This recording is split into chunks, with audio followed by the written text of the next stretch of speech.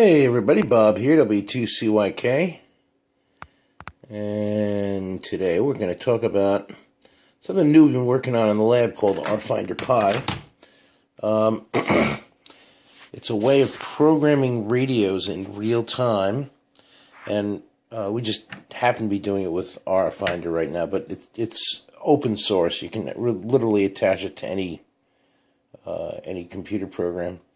So anyway, so it's based on a Raspberry Pi. If you've never seen one, this is what one of these babies looks like. It's got an Ethernet port, a couple of USB ports, and an HDMI port. You can attach it to an old monitor for display. It's got a sound port and an I/O port, and you can attach even a serial port to the I/O port with this cable here. So provides serial capability on the board. We had a little weirdness with it, so we opted to use a USB-based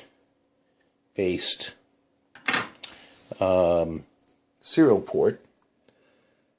And this happens to be a RT62 from RT Systems. It's a serial port generally for TS2000, D700, stuff, radios like that. And it provides a serial port. That's a regular 9-pin serial port there.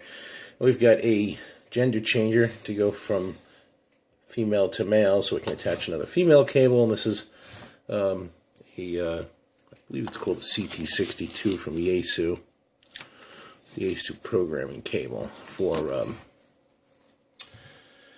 things like the FT857, 97, 817, etc., 8X7 radios. And this racer key has nothing to do with anything. But anyway, so we've attached it, and we have created a programmer out of this. And you can see I've got a power cable attached to this. I've got an SD card to make it boot.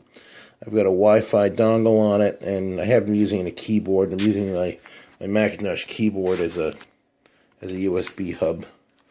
But normally this would be a lights out box. It would have no keyboard, no monitor attached to it, and I'd attach the serial port just to the second port, and that would be it. So you can see I don't have a monitor attached to this thing right now. So what we've done in RFinder, we have an experimental version of RFinder here, and should have this out shortly if you can see this button here. This yellow button here on the bottom says send to radio via RFinderPi.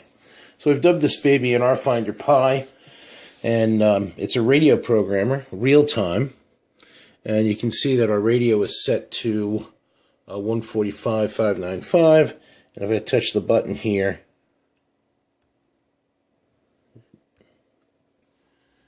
you can see that the radio is now changed to 145.37. So I've switched over to this, to this radio here in RFinder. If I wanted to switch to something else, like for instance, well, this is a weather radio. You can see I hit the button and immediately changed did a QSY request to the radio to change its frequency.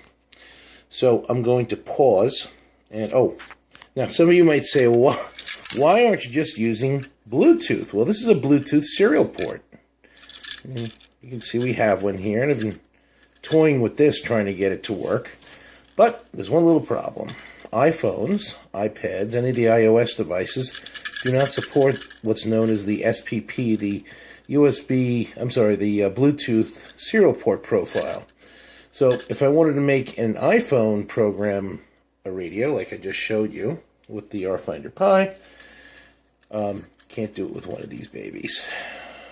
Just not possible. It's not supported in the operating system, and we've tried to get around it and program around it. KD2DMH, or Wizard on the iOS side, has